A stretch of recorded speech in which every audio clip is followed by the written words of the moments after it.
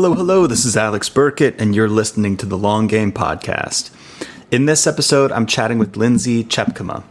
Lindsay is the CEO and co-founder of Casted, the world's leading podcasting and video platform for B2B marketers.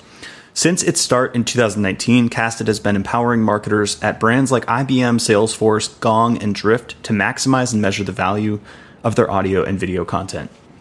In this conversation, we kept to the theme of 2023, doing more with less. However, what we didn't do is offer hand-wavy platitudes or stock advice. Instead, we dove into how Lindsay is not only building a platform to help B2B brands do this, but also embodying that mentality while building Casted. We talked also about the evolution of B2B marketing, why we need new mental models, where to find competitive advantage, and how to better map analytics and results to podcasting efforts. Without further ado, here is my conversation with Lindsay Tjepkema.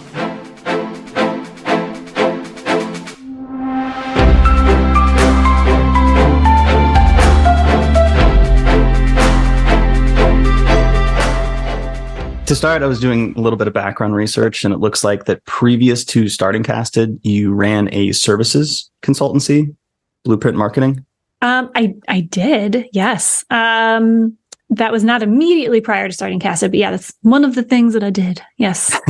Yeah. Were there any lessons? Because I run a services business, obviously. Yes. Were there any lessons that you had taken from running your own consultancy that you brought into your current work with Casted? Yeah, of course. I think one, appreciation for how difficult it is, but also how important relationships are. I mean, your customers are only as happy as much as you prioritize relationships with them, right? And that's the same with tech or agency, and I think also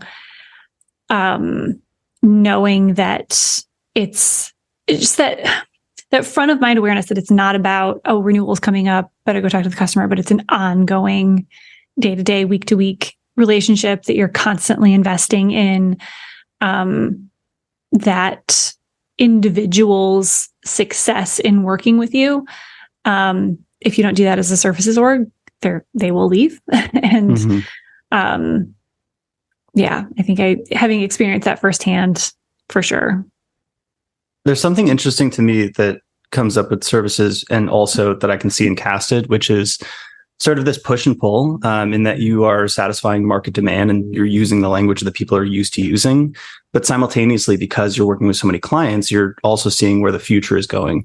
So there's sort of like a push towards something that people may not be able to express or may not know that they need yet.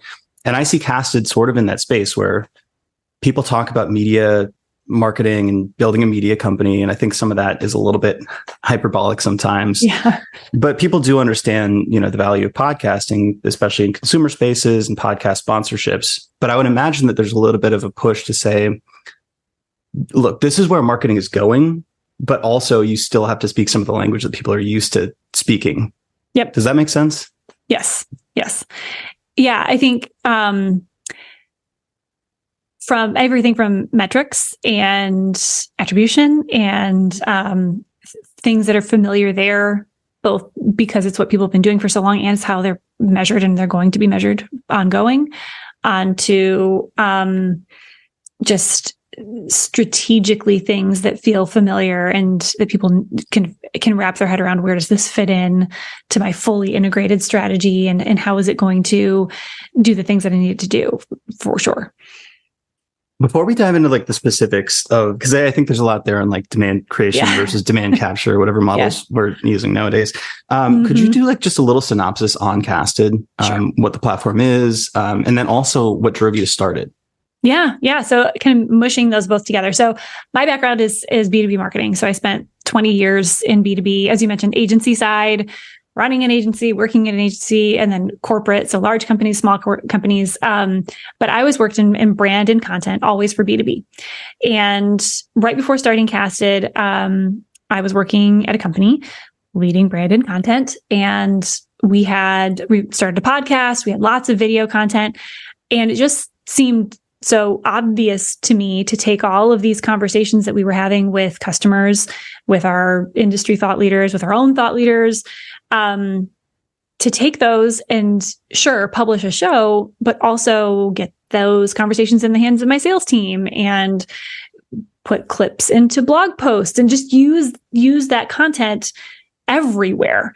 Just throw it around like confetti and make sure that it's getting in front of everybody to really make a difference. But lo and behold, when we started doing these shows, both audio and video, there was nothing to do that. There was no way short of going back to these expensive, especially at the time in like 2016, going back to audio engineers and saying, okay, from 1 minute and 26 seconds to 2 minutes and 13 seconds, can you make me a clip? And can you do it this way? Which was expensive and took lots of cycles. There was no way to do that. There was no way for my team to just break down that content, atomize it, and amplify it across different channels. There's no way to do that. And two, the metrics were abysmal. Like there was nothing beyond number of downloads to say, how is any of this performing? What's it doing for the business? And so that's what Casted does. I went out to be that change that I wish to see and to create the platform that I was sure at the time must have already existed, but didn't. And that's what we do. So we work with B2B marketing teams to give them a platform to not only take their audio and video content and publish it and syndicate it, but also to house it, to manage it, to make it all searchable and findable so you can resurface it later. Make it really easy to break down and use clips and key takeaways and audiograms and videograms across other channels. And then ultimately understand not just how many people are engaging with it, but who, what brands, what individuals are actually engaging with that content. How is it driving revenue? How do you know it's driving revenue? And ultimately, how do you know that what you're doing as a content marketer is actually driving value for the business? I love that. Obviously, the who is very interesting. I mean, I still think most people are probably operating on analytics that are incredibly vague, right? Yes. Like just a number of downloads, which to me, I even question that. I'm like, sometimes isn't it like automatically downloaded? Like, did they listen to it? Like, how far did they listen? Like, and downloads isn't even downloads anymore. That's now a legacy term. Like, as far as I know, that's like a legacy term. Everybody's streaming, but it's like, it has gone the way of like the floppy disk is still what we use for save. But when is the last time any of us even saw a floppy disk? And like an old school telephone is still the symbol for telephone, but none of us use those anymore. Same thing with downloads. Like nobody's downloading the content, but that's what we use as this universal metric for podcast engagement, when we need to be talking about just that, is engagement and understanding who is engaging. And so we'll get there. But to me, like it feels like, so I've always been more of like a scrappy marketer. And I can see like hesitancy around like executives around investing in podcasting because they can't really understand the value. But to me, like there's always an alpha there, because if a bunch of people can't understand it and I can see some value in it, then there's going to be a less competitive landscape for me to operate within. So like when I saw that podcasting was like the Wild West, I was like, oh, that's why it's worth investing in. It's because so many people don't understand it. I totally agree. I mean, that's started a business around it 4 years ago for that very reason. I was like, this is based on my 2 decades of doing this. I know that this is where things are going, and those who start now are going to be richly rewarded later. And look, here we are. I mean, when we started Casted in 2019, the conversation was, should I do a podcast? What is a podcast? Why would I, how, And now it's, what are you doing with your podcast content?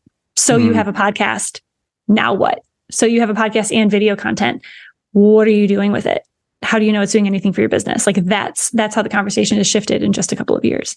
Well, I love that you started it out by kind of emphasizing the utility of podcast as a content format that could be repurposed as opposed to the show in itself, which I still think is important, but I think it's overemphasized, especially in the B2B landscape. Yes. Because we sort of used it as like a low cost way to create content for multiple channels in a way that, say, blogging couldn't do, right? Yes. Like the clips could be distributed. We could use the quotes in content, et cetera. But before we dive down that rabbit hole, it sounds like you scratched your own itch to start, like the impetus was scratching your own itch. But I'm curious from a company building standpoint, was there a moment where you realized that it was worth pursuing as a time investment, right? It was worth building this as a company. Was there a signal that you saw? Yeah, I mean, 1, it was gut. 2, it was investment. So, we've been venture backed since day 1. We started as part of a venture studio, and it was the coming together from my gut and lived experience and their market research to be like, this is a thing.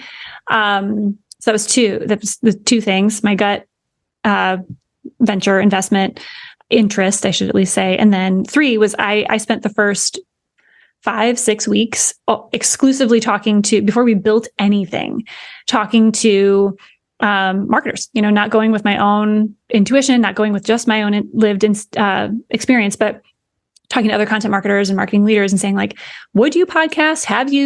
Would you not? Why not? What would that look like? What would you actually spend money on? Here's what I'm thinking. Yes, no, otherwise. And so those conversations led to our MVP and, our roadmap for the first year, which I think is really, really important. How has the answer to that question changed over time since you started versus now in 2023? When you talk to marketers, like, what is the answer to, are you podcasting? Would you podcast? Like, how has that sentiment changed? Yeah.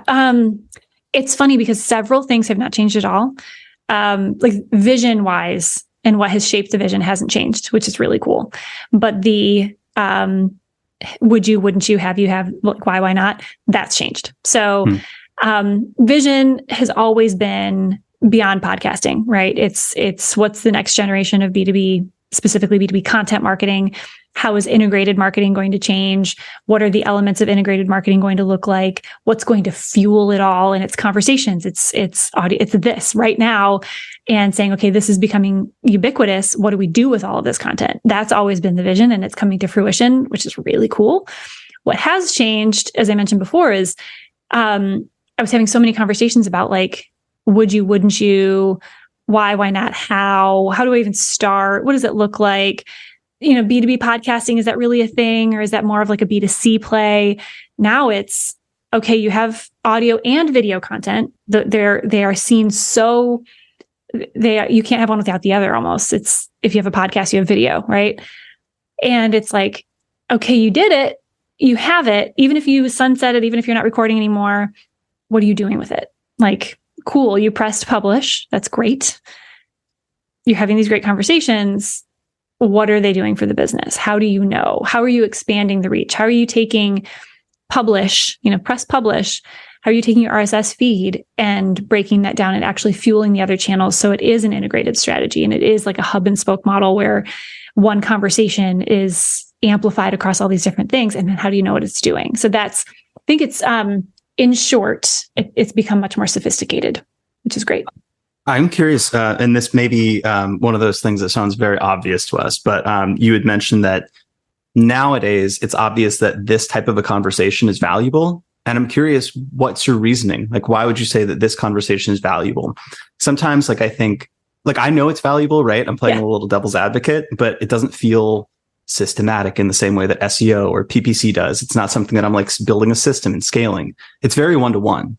But why is this valuable now? Like, what trends have made that more valuable? Oh, I'm so excited. Okay. So, there's like so many things I want to say. One, I mean, there's that saying, not everything that can be measured matters, and not everything that matters can be measured. Right. And so how do you measure a conversation? Right. It's tough, although we do. And more options and opportunities are emerging to do just that. So one way to measure a conversation is to amplify it. So you and I are having a conversation, you and I are building a relationship. That's great. But if we are able to cover information that is important and engaging to other people, if I share it with other people, that's when it becomes really measurable and really valuable, right? To answer your question. And then if I can also take bits and pieces of that conversation and put them in front of more people across different channels and start more conversations, that is more valuable. Another part of what you asked is like how and why, like why is that valuable now? Why is that a thing above and beyond, or in addition to, right next to, like SEO plays and more traditional demand gen plays? The world, I mean, we're all humans. The world has been through so much over the last 4 years that everybody is just screaming for human connection. I mean, it's a basic human need, which makes it a basic business need. And when you can invite someone into a conversation, it hits different. And there's all sorts of data and research that show that when somebody listens into this conversation, it literally does hit a different part of their brain. It resonates differently. It leads to different amounts of propensity to buy and positive awareness and positive recognition of a brand than any other content. So it establishes human connection, which is what we're all going for, not only as humans, but as marketers. It is a strange concept, right? Like if you listen to a podcast over and over, you're like, kind of feel like I'm friends with that person. Yeah. I'm like reading a blog over and over. I've very rarely felt that in the written format. I have a couple times, right, with my favorite authors, but a lot of the podcasters that I listen to, I'm like, if I met you, I feel like I would know a lot about you. Yeah. Yeah. I mean, it's the things that we all know. I mean, it's the intonation of the voice. And if you're seeing someone, it's the expression on their face.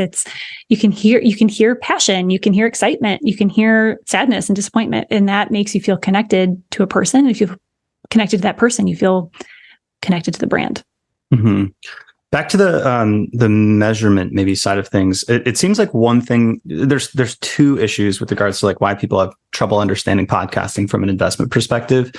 The first one I think Casted is solving for, and that is the Wild West of analytics, right? Like if you have Google Analytics set up on your site, you can see a whole bunch of data around like demographics. Mm-hmm. You can segment based on device type and conversions and channel. And like you can really get nitty gritty on this stuff. The podcasting we already covered, like is basically streams, downloads. It's very high level metrics. So from a B2B standpoint, it's like, what the hell does 500 downloads mean? What does 5,000 mean? Is this 5,000 Salesforce sized companies that are listening to it, or is this like 5,000 randos listening to us? Like, so I think the who, that's a huge part of it. The second part is more of a mental model. And that is SEO to an extent is very linear, input, output. I write one blog post, I get 2 conversions out. I read another blog post with the money that I made from the 2 conversions, et cetera, et cetera. Same with paid acquisition. Whereas the way you describe the podcasting ecosystem in some sense is that like, if we were to just have this conversation, that would be valuable on a one-to-one basis. That could be a partnership talk. That could be a sales conversation. But then there's the publishing of that. And then there's who listens to that conversation that we're having, right? Yep. And that's another value add. And there's another set of metrics with that. But then there's the clips that we share on LinkedIn, on Twitter, et cetera. So that increases our distribution. And then there's the conversation itself, which has maybe unique expertise or character that is very difficult to portray in other formats. And that can help the content that we're already producing do better. So there's like 4 different layers. So it's like the utilities kind of spread across multiple systems, as opposed to just say, I'm running a Facebook ad. I'm getting conversions from that Facebook ad. Yep. And I think it's even more, I mean, you listed off 4, which are probably the pillars, but even beyond that, it's the housing of the content, the evergreen content that you can use over and over and over. So, let's say, 3 years from now, you're doing a series about something related to AI and the emergence of AI way back in 2023. And you can recall not only our conversation, but a few others that you had and capture not only some of the data that was shared and some of the predictions, like, cool, we all love repurposing predictions and comparing predictions to how things came to fruition, but also you get the intonation, you get the passion, you get the excitement, you get the fear around all of that, which just is great.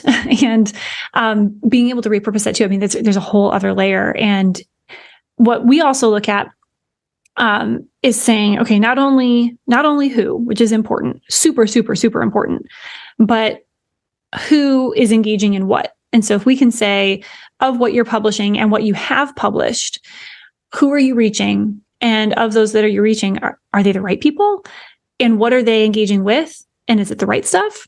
And how do you kind of start to pull those together and get closer and closer to reaching the right people with the right information and understanding how they're engaging so you can do more of what's working and retool what's not. So this is maybe an annoying question, but what percentage of B2B brands right now do you think are actively running podcasts? And do you expect it to grow, stay the same, or shrink? You're not going to say shrink, obviously, but...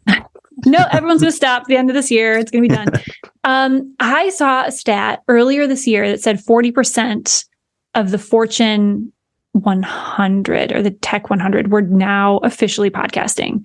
And then we ran some research around our own customers and prospects that we had talked to.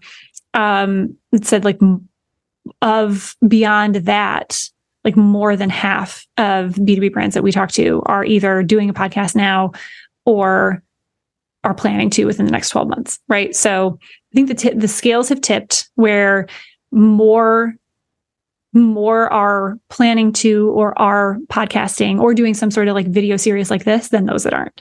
And will that continue to grow? Absolutely. And that's not even bias. Like I just, you and I were talking before we started recording. I've been traveling a lot and going to a lot of conferences, a lot of events, all around B2B marketing. And every single show has a podcast studio, and beyond the shows having a podcast studio and recording all of the content to be used later as a podcast, which is a whole thing that you absolutely should be doing.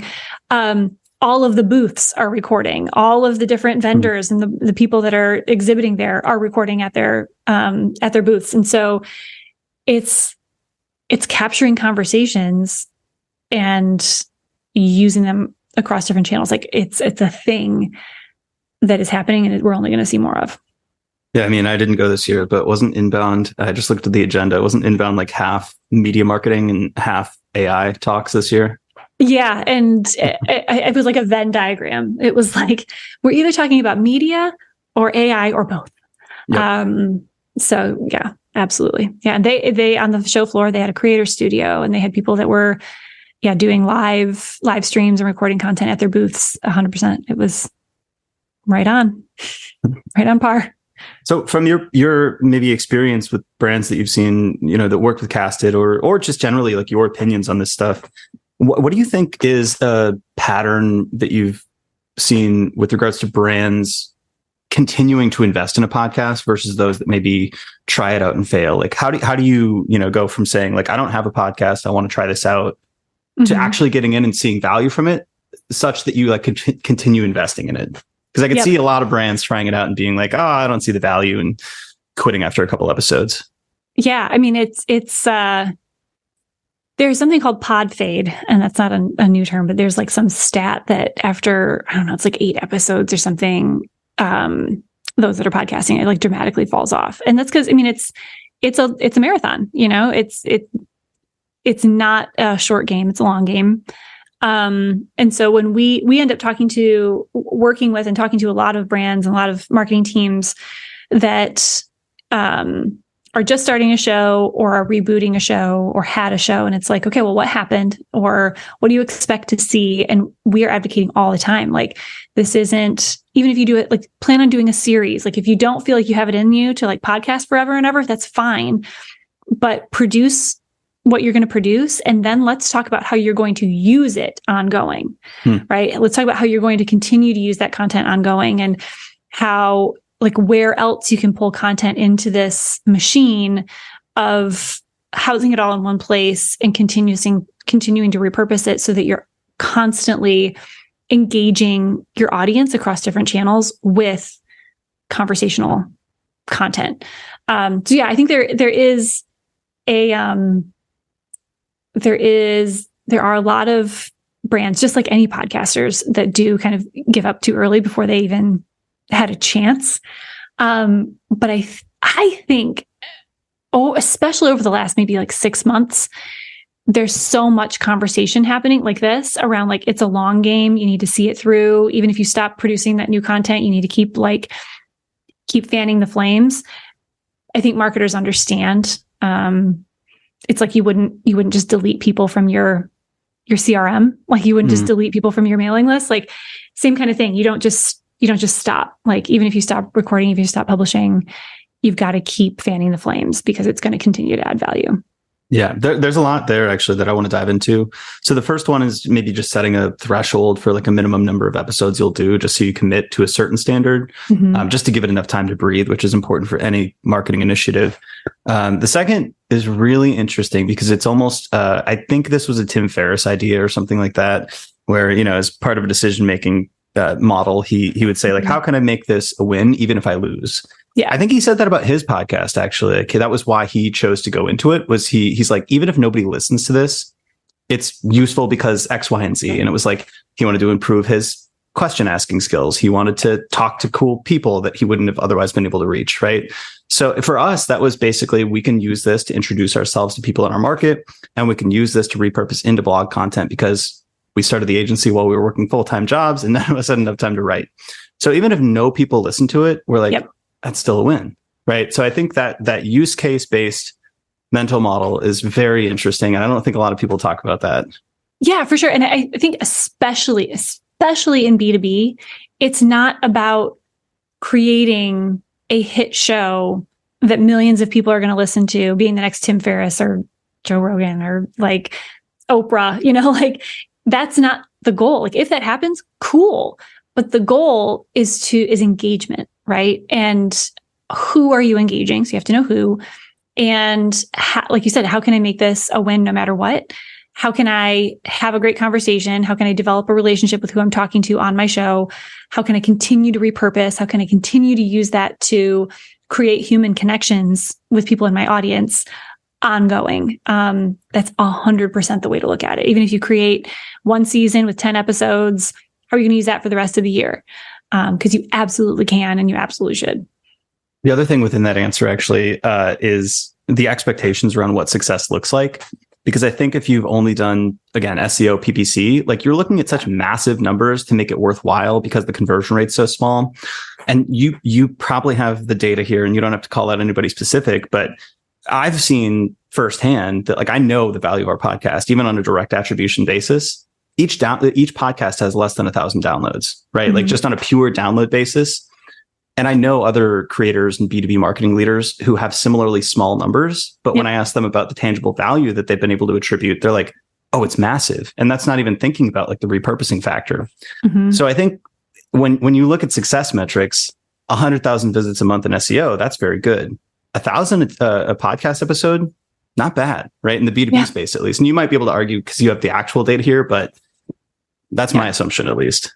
No, it's so true. We actually, a few anecdotes, like I was talking, again, the who is just so important. I sound like a broken record, but that's so important because like I was talking to a CMO, one of our customers, and she was like, oh, your growth is great. Here's how much it's growing. Here's how large your audience has grown. Here's who you're reaching. And she was like, yeah, I actually want to talk to you about that. We had this really interesting realization because we were able to see who is consuming our content. We actually have a goal of like shrinking our audience a little bit because we were reaching the wrong people. So yeah, we were growing fast, but it was in the wrong direction. And so they're kind of like taking what they finished a season, they're going to back it back a little bit, retool their content, retool their strategy, rethink who they're bringing on as guests, rethink what the topics are so they can reach more of the right people and grow in the right direction. Right. So that's important. And then another thing is it's on the path of repurposing, but it's also just thinking, working smarter, not harder, and working with this really large enterprise. And they just launched this podcast, and they have this executive who's talking about AI, and she's also doing all these other interviews, and she's working with all these other teams about. She's doing interviews for their newsletter, and she's doing interviews for this blog post, like all internally. And it's like, hey, if you just take what she's talking about on the podcast and you use the transcript to write the blog posts, and you use the clips to fuel, the newsletters. And they were like, oh my gosh, this will save us and her so much time. And being able to just do more with what you have, do more with less, it will help you operate a lot more efficiently so you can just focus in the right areas and less spinning your wheels and reinventing the wheel, right? You did say the magic words, do more with less. The banner of 2023. The theme of 2023, yeah. So part of that is leverage, right? You create once and you can use it in a bunch of different places. And part of that I didn't even consider is focus. So like in SEO, it used to be that you wanted to go for the highest traffic keywords because that's what HubSpot was doing. But if search term A is incredibly irrelevant, it's a bunch of college students searching for it, and it's got 10,000 searches, I'll take the one with 20 searches of like really targeted people every day, especially in this environment, because the creation cost is the same, right? Yep. So podcasting seems to play into both of those. Absolutely. And yeah, doing more with less. in some ways gets a bad rap because it's like, you want me to do more with less? But that's the reality that so many marketers are in right now. Their budgets are slashed, their teams are slashed. And so we're talking to so many of our customers about like, okay, what have you got? Right? What content do you already have? What resources do you have? What channels are you trying to work? Who are you trying to reach? And how can we leverage what you're already doing and what you already have to reach those people and know that you're reaching the right people and know that you're resonating in the right direction about the right things. So that, to your point, every single one of those interactions can be that much more fruitful. And then on the back end, is it working? Was it fruitful? Like when I did do more with what I already have, when I did leverage these things in these ways, when I did amplify in this direction, did it reach those people and did it actually end up influencing revenue? Which is important for the marketing strategy, but it's also important for that marketer to be able to show, hey, what we're doing here matters. Like what we're doing here actually has a positive impact on the business, which has been really, really neat to be able to take some people by the hand and walk them through that process so that they could see it. Do you think that it's possible to do more with less and achieve the same results within the same frameworks and playbooks? Or do you think you, by definition, have to change the playbook to achieve similar goals? I think you need to change the playbook. And I've been shouting that for a while. The playbook that I started on of, hey, write, blog. You were just talking about identify the keywords and go after them. I mean, it's that whole playbook was written before we could stream on our iPhones, before iPhones were a thing, before we could be recording this conversation from our homes using what the heck is Zoom? Like before any of this was a thing, let alone such commonplace. And so now that we have to do more with less in such a difficult time when there's so much noise, why in the world would we use a playbook that was written before any of the tools that we have access to now even existed? That's just crazy. And so we have access to tools that we didn't have before. And it's time to use those to prioritize what really matters, which is human connection and creating trust and loyalty and relationship, and leverage those tools to do it more efficiently and more effectively. So yeah, new playbook. Yeah, but can't we just use the same playbook and use artificial intelligence to speed up the production by 5x? Doesn't that work? Yeah. That's what many people are saying, isn't it? Just, do exactly what we've been doing, but with the bots, with the machines. I mean, the thing that I've been saying so much for years, but especially for the last 6 months, is the most human brand wins. Always has. I mean, any of us who are in content marketing have seen the case studies about John Deere and how they started content marketing like hundreds of years ago. And it was true for them. Like they were the most human brand and they won. And it's the case now. It will be the case in 100 years when there's something far more advanced than AI. The brands and the marketers behind them that understand that the one thing that matters more than anything else is human connection, will win. And the ones that say, hey, what technology exists, whether it's AI or anything else, to help me achieve human connection faster, more effectively, more efficiently, they will win. Not the ones that say, how do I use technology to do marketing? How do I marketing with AI? It's the wrong question to ask. It's how do I create more human connections? How do I create more relevance with these people? How do I act as the connective tissue between my brand and my audience? And how can I use tech, whether it's AI or anything else, to help me do that? Those are the ones that are going to win. Yeah. First off, as someone born in Iowa, I love the John Deere reference. So thank you for that. You're welcome. Second, the thing with the AI playbook thing is obviously it was a little tongue in cheek. What most people miss is that if you can do it that easily, everybody else can do it that easily. Yes. So the refrain that I keep saying is like, you want your actions to be hard to fake in a way, right? And that's something that like the podcast and conversation is, right? Like only I am me and you are you. And like, this is the only conversation that we're having in the same context, right? Yep. So we'll likely come up with sayings and insights that probably can't be easily reproduced, or at least can't be reproduced in the format that we're giving them. Right. So this plus AI, like I could use AI to say repurpose the content for other channels, but the initial insight is not something that could be reproduced easily. 100%.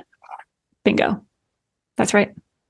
and how can you use, because we're also seeing, okay, cool, then I'll use AI after the fact to just like wring it out and just take the human out of anything that happens after this conversation, which I think is also the wrong move. There are insights here, and there are, special moments here that can be identified and pulled to the surface faster with AI or with any other technology. And we're baking some of those things into Casted right now. But to take the human out of it completely, again, I think just misses the point and creates more content for more content's sake. Like, what are you doing? Like, what are you trying? What's the end goal? So from your perspective, personally, having raised money and gone through the pandemic in the last couple of years, there's like, obviously in tech, there's been many changes, from incredible tailwinds to slowdowns. What has your experience been the last couple of years? Has your approach to growth changed? If so, how? Yeah, I mean, yes. as a SaaS company that we serve B2B, but we have a lot of customers in SaaS. Yeah, for sure, things have changed, and I think what we've seen is, like I mentioned before, marketing teams have gotten cut, marketing budgets have gotten cut, and there is demand from investors and customers to say, like, what's the ROI? And there's an opportunity and a challenge there to say, okay, I can just answer your question and tell you what the ROI is, and I can create all the calculators and just point to X% savings and X% growth, and that's how we're going to sell the thing. Or I can say, okay, what are you actually asking for? What's your actual goal? And I can seek to understand and then educate towards the outcome that those people, those individuals, whether it's customers or investors, are actually looking for. There's a lot of fear. I mean, there's everything is scarce. Fear is running everything. And so to be able to say, hey, what are we actually talking about here? What are we actually worried about here? What's actually changing, and what needs to happen, and how can we help get there? That's where this whole, how can Casted help you do more with less, if that's what we're up to? How can we help you realize that you actually you already have what you need. You already have the resources you need. You already have the content that you need. Let's help you drive value and prove that you're driving value.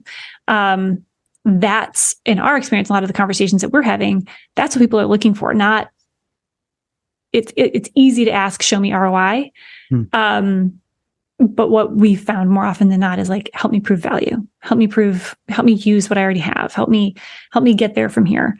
So that's what we've done. And I think it's like what we've already talked about a lot in this conversation is, the humanness. Like there's such a demand for human connection, human conversations, which is good to see. And so we're seeing what we can do to help brands bring those to the forefront. But yeah, I think there was, this growth at all cost mindset has definitely shifted to okay, what are we doing? What are we trying to do? What are we trying to achieve? How do we help each other? So I think everybody's going to come I'm glad you put it like that. Like from my perspective, and let me know if this resonates.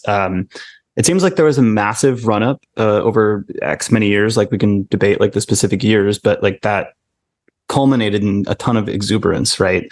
Mm-hmm. And I've heard people say before, it's like everybody was drunk and now we sobered up. And now, I think what happened in my perspective is there was drunkenness everywhere, and there was money being thrown everywhere, and like these incredible growth targets. And then all of a sudden it was like a light switch and everything turned off, and it was like, wait, there's not money anymore. The same models don't apply. But then there was all of this uncertainty as well. It was like, we don't know actually what the economy is going to do. Like there was a ton of uncertainty. It was like, it wasn't clear, right? Like economists were arguing about like, is this going to be a hard landing, soft landing, this, that, AI, what's it going to do? Is it going to like eliminate jobs? Is it going to help, but now like the past couple months, I feel like the last thing you said is like, what are we going to do now? I feel like the conversation has started to stable out. The dust has started to settle a little bit, and people are starting to roll up their sleeves and saying like, that old model, we can't operate that way. So we're going to have to reset expectations. We're going to have to look at how the world is in reality now and actually do things. Like we can't just like wait, right? It seems like a little bit of the uncertainty is cleared up, and now we're just looking for pragmatic action. Yes. And how that last sentence there, a lot of the uncertainty has cleared up. Like, say it again, because there are, and I've seen it in working with our customers and going on and meeting with all these people and all the travels that I've had. There are people that have rolled up their sleeves. They're ready to go. And they're like, let's go. We may have to do more with less, but we have the less. We have something, and let's work with what we have. Let's work with the team we have. Let's work with the leaders we have. Let's go. And those are the ones that are saying, what is this AI thing? What is this? What does it mean for us? And what are our customers up to? And how in the heck can we serve them? Like, how can we meet? What is like the one-to-one like ways that we can serve the people in our audience and the people that we work for? Those are those are the ones that are making it happen, and they're happy, right? I see it. Like those marketers, if I work with marketers, they're happy and they're feeling fulfilled and they're getting creative and they're talking to each other. And it's really fun to see their energy, and they're starting to win, right? And then there's this other group of individuals and teams that are stuck. And it's like, how do I do more with less? And I'm never going to meet these goals, and we're never going to do these things. And it's really easy to get stuck there and to get cynical and to get just really down about how things are. But you've got to take a look at where things are. And you said, the uncertainty is clearing up. It is. You have to see it, and you have to turn the light on and say, there's a lot more certainty here. There's a lot more clarity here than we've had in a long time. I do have some resources. I do have some clarity. I do have a path forward, and it's time to lean in and to buddy up with the people on your team and to look for ways to serve others. Because if you don't, you're just going to stay stuck. And there are people that are leaning in that are a lot happier and are starting to find those wins. It's from a personal standpoint, it's way more fun right now. For a while for us, it felt like we were doing more comms than we were problem solving. Like there was a point where we almost had to put out like statements and like address this thing and address that thing. And there was so many different vectors coming in. Like it was like, oh, now this, like there was just so many different issues that I felt like we were doing comms, and now we're back into like solving real problems. And in some ways, to me, like the ecosystem feels a lot more like I started my career in like 2014. It feels much more, because I was at startups then, it feels much more similar to like 2014, 2015, 2016 era. It's like we're really rolling up our sleeves and doing interesting, scrappy stuff where we don't know the outcome, but we know the problem area. And I find that so fun. It's creative, right? And you think about it, when so the things that bring us joy, whatever the joy is, are creativity and connection. Those are like two fundamental pieces of joy in anyone's life. When you're under stress and pressure, those are also the first two things to go. Like creativity feels like a luxury, human connection feels frivolous, and you just put your head down and you grind it out, which maybe is a good thing for a moment. But if you live there, like you said, you end up spending your time in spreadsheets and in comms and in reactionary things. And there comes a point that you have to be like, okay, I need to get creative again. I need to reconnect with people again. And things become a whole lot more manageable, because that's how we're meant to be. And I couldn't agree more. Like there's more creativity now. It feels like things are waking up, and it feels good. And I mean, if people are still kind of struggling and being stuck, I encourage you to like do whatever it takes to get creative and to tap into it, even if it's just yourself, and to reach out and like connect with some people. And it makes all the difference. There's just one counter I'll add, and that is that there are very few places I would rather spend time than in a spreadsheet. So okay, well, that may be my own personal quirk, but fun for me. There you go. Do you mind if we switch and do a couple more like you entrepreneur, like more you focused questions about your productivity? So a question that I steal from Tyler Cowen, one of my favorite interviewers, is like a violinist practices their scales, right? Those are the foundations. That's how they sharpen their skill set. How do you stay sharp? What's your version of a musician practicing scales? Oh my gosh. What do I do? I mean, conversations, I mean, I have my own podcast, and so I think trying to talk to a lot of people and ask a lot of questions. I write, whether it's just for myself or trying to get thoughts out of my head. And so it's creativity, right? Creativity and connection. So I do a lot of writing and creating of my own. And then I think taking care of yourself. I know that there's a lot of like, oh, self-care, but like I work out every morning because if I don't, I break as a human. What type of workout? I do bar. Okay. I don't know much about bar, but like the ballet type bar, not the I literally just found out what Pilates is. Devin told me. Yeah. Yeah. It's kind of like, I had no Pilates. idea. Yeah. Yeah. It's like strength training. And yeah. So I think you gotta push yourself and get those endorphins going every day. It's way too easy to sit down and grind it out. So I don't know. And I read a lot. And I just try to fuel my mind and my body and I have 3 really great kids that fill me up every day. So, so you did a podcast intake for him, and it was a while back. So I oh my gosh, if you forgot this one. I don't remember any of it. But you mentioned books. What's your theory on, quote, buying books and sometimes actually reading them?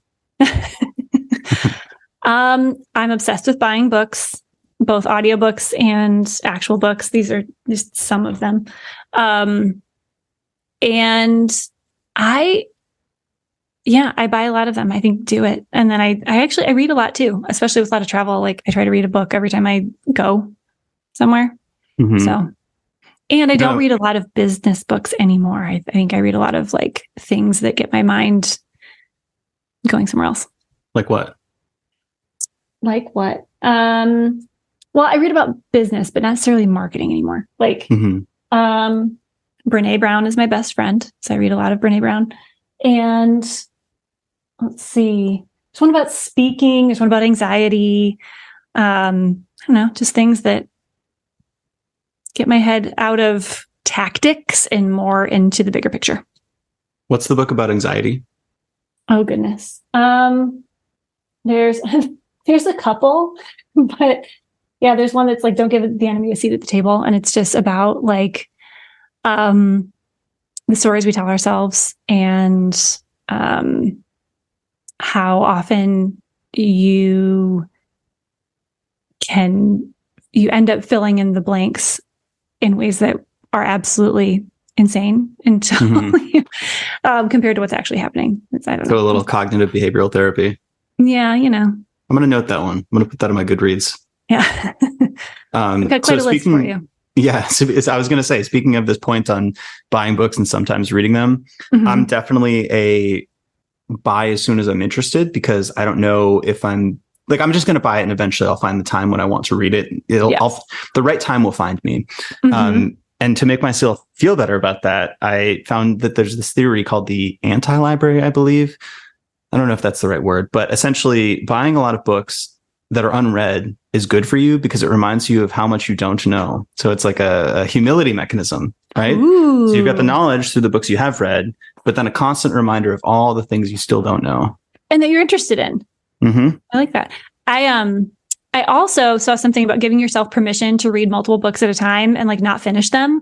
Cause I am very much, or I started this book and I hate it, but I'm going to finish it anyway. And now I'll read one and I'll put it down for like 6 months and I'll pick it back up.